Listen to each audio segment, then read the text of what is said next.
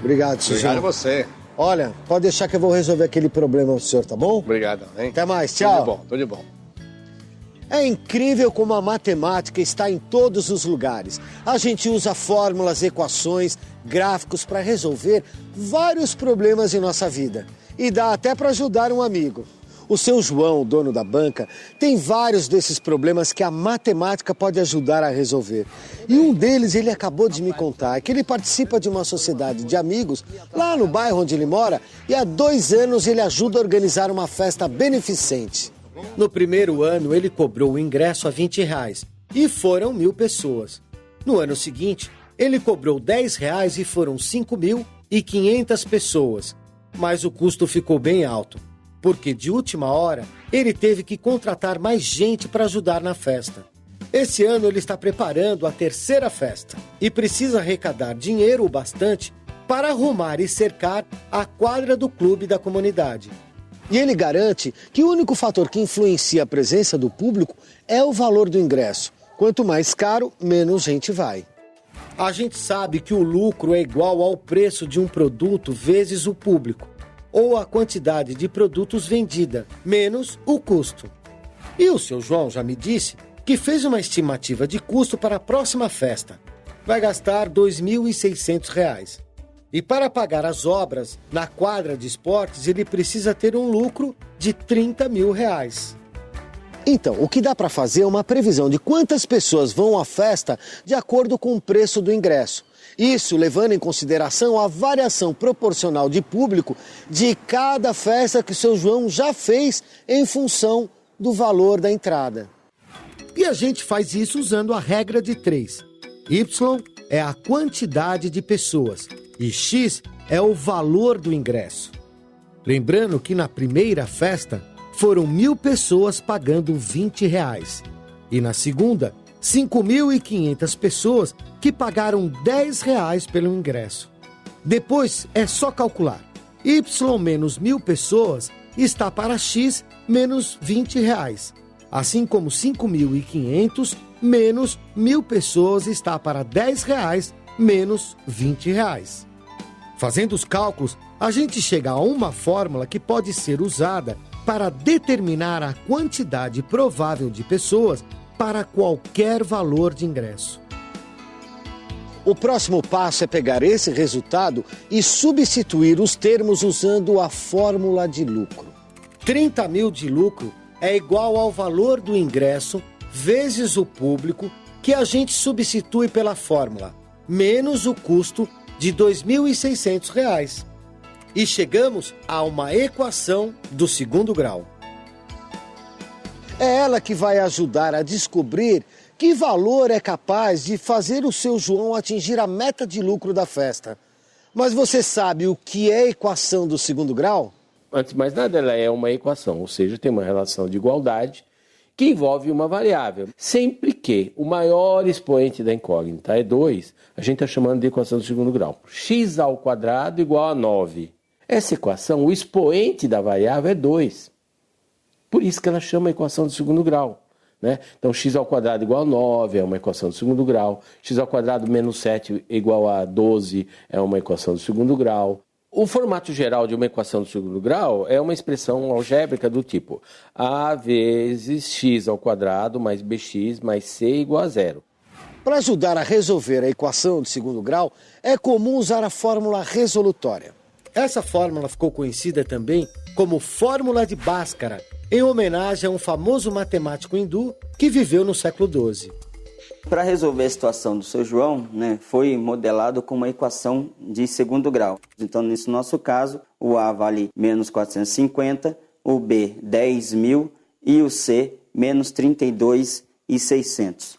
Para resolver esta equação, a gente vai usar um modelo que é chamado de fórmula resolutora da equação de segundo grau, ou simplesmente fórmula de Bhaskara. Esta fórmula é para encontrar o valor da incógnita x, menos o b, que é 10.000, mais ou menos a raiz de b ao quadrado, que é 10.000 ao quadrado, menos 4, vezes o a, que é menos, entre parênteses, 450, vezes o C, que é menos 32.600. Tudo isto dividido por 2 vezes o A, que é 2 vezes menos 450. Resolvendo esta equação, a gente encontra um valor para x que vai ser de 18,25. Bom, então para o seu João atingir a meta de lucro para reformar a quadra de esporte, ele vai ter que cobrar aproximadamente R$ 18,25 o ingresso.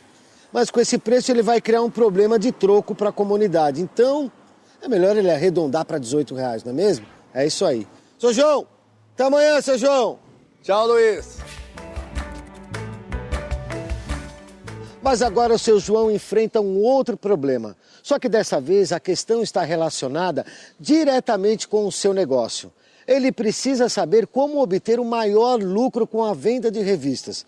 E para saber isso, ele precisa usar a função quadrática. Temos aqui 2 equações, vamos dizer assim, aparentemente parecidas. Só que uma é igual a 0, a outra é igual a y. A que é igual a 0 é chamada de equação do segundo grau. A que é igual a y é chamada de função do segundo grau, ou função quadrática, que é o nome correto. Por que uma equação e a outra é função? Porque aqui é a equação do segundo grau, você só tem um valor desconhecido, que é o x, né, chamado de incógnita. E na função você tem 2 valores desconhecidos, que um vai depender do outro. Para começar esse cálculo, a gente tem que levar em conta as experiências que o seu João já teve vendendo revistas em sua banca. Quando o senhor João vendeu 100 revistas, ele não teve nenhum lucro, só conseguiu cobrir os custos. Já quando vendeu 500 revistas, ele teve um lucro bom, R$4.000. E quando ele vendeu 700 revistas, apesar da venda maior, os custos também subiram muito e ele acabou não tendo nenhum lucro. Mas como a gente faz esse cálculo? Pela função de segundo grau, dá para a gente resolver a situação do seu João. Vamos chamar de x o número de revistas e vamos chamar de y o lucro obtido. Modelando pela função de segundo grau, né, que é o modelo geral, e substituindo os valores já conhecidos, que é o número de revistas e o lucro, nós conseguimos montar um sistema. Vendendo 100 revistas, ele vai ter lucro 0. Em compensação, se ele vender 500 revistas, ele vai ter R$4.000 de lucro. E se ele vender 700 revistas, ele vai ter 0 lucro, porque aumentou muito as despesas dele.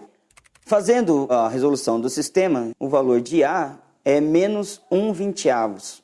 O valor de B, 40, e o valor de C, menos 3.500. Daí, substituindo no modelo geral, nós temos que a função de segundo grau que representa a situação do seu João é esta. Y é igual a menos 1/20x² mais 40x menos 3.500.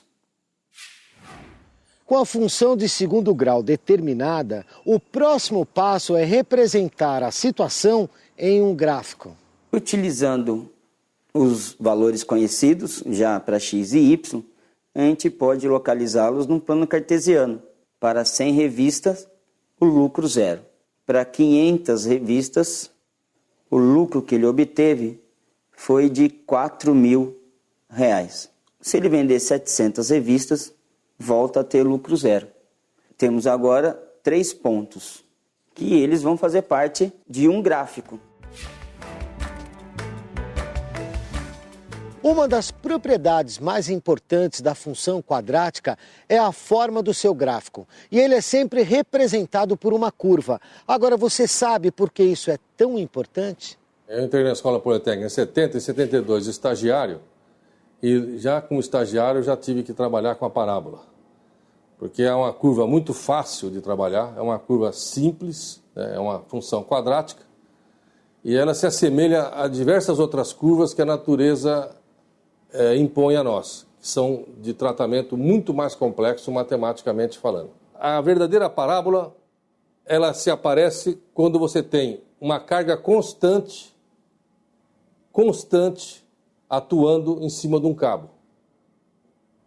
A ponte estaiada, ela tinha uma curva em planta que era um círculo. Mas um círculo é uma curva fácil de trabalhar. Então nós deixamos em planta um tabuleiro cruzar com o outro em forma de curva. Quando chegou na curva vertical, não. Aí o círculo não é bom. O bom é a parábola. O cara não sente aquele vazio na barriga, então ele passa na ponte, ele parece que está andando no chão e vai... A gravidade está sempre atuando nele igualmente. É uma curva que se assemelha a isso. Os estudos foram feitos e chegaram a essa conclusão. Então essa é a vantagem da parábola. É uma coisa simples e que você aplica qualquer coisa que você quiser. No caso da função do segundo grau, o gráfico é sempre uma parábola. Tá? Uma parábola que tem dois braços que se estendem infinitamente. Né? A parábola ela é simétrica em relação a um determinado eixo e ela pode ou não cruzar o eixo das abscissas, o eixo do x. Onde ela cruza o eixo do x, aqueles numerozinhos lá são as raízes da equação. Se essa parábola não cruza o eixo x, a equação do segundo grau, que tem a mesma expressão, não tem raízes. Se ela tangencia, se ela toca num único ponto, tá? Isso quer dizer que essa equação do segundo grau tem apenas uma raiz. E se ela cruza e intercepta o eixo x em dois pontos, então ela tem duas raízes. Agora, a outra curiosidade é sobre a concavidade. Se a concavidade é para cima, isso quer dizer que o númerozinho que multiplica o x ao quadrado, ele é positivo. Se ele for negativo, a concavidade é para baixo. Em outras palavras, observando a parábola, a representação gráfica da função do segundo grau, nós podemos fazer afirmações sobre os coeficientes e as raízes. Sabendo de tudo isso, agora a gente pode determinar qual é o maior lucro que o seu João tem vendendo revistas. E a resposta está no vértice. O vértice, ele é o ponto de simetria da parábola. Então, o x do vértice é o ponto que está exatamente entre as duas raízes, né? Entre as duas soluções, exatamente ao meio. É o 100 e o 700. O x do vértice pode ser a média aritmética entre esses dois valores, ou seja, a soma dos dois valores dividido por 2. Neste caso, dá 800 dividido por 2, que vai ser 400 revistas. Então, se ele vender 400 revistas, ele vai ter um lucro máximo. Substituindo o valor de x aqui, temos um lucro de 4.500. A utilização da média aritmética para o cálculo dos vértices da função quadrática só é possível se existirem as raízes. Caso contrário, se as raízes não existirem, não há possibilidade de calcular o vértice por meio da média aritmética. Existem outras estratégias para isso. Isso quer dizer que para ter o maior lucro possível, que é de R$ 4.500, o seu João precisa vender 400 revistas. Bom, tá na hora do meu almoço, eu tenho que ir e no caminho eu deixo esses cálculos aqui pro seu João lá da banca. Pessoal, até a próxima. Valeu!